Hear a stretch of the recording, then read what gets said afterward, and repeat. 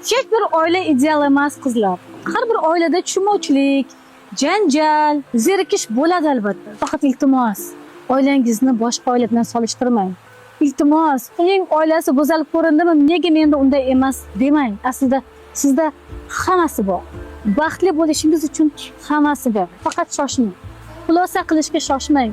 Oilangizni parcha-parcha qilishga shoshmang. Farzandlarni yetim qilishga shoshmang. Muhabbatni yetim qilishga shoshmang. Ideal munosabatni qurish uchun Robbim sizga hamma imkoniyatni berdi.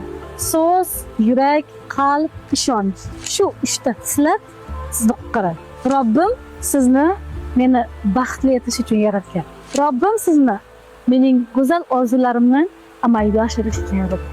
Sizda, menda ideal emasmiz. Lekin ideal munosabatni ikkalamiz birgalikda quramiz. Bu bizning hayotimiz. Kimdir kelib bizni baxtli qilib qo'ymaydi. Keling, bu safar meni kechiring, mendan o'tdi deb ko'ring. Yozib yuborarsiz.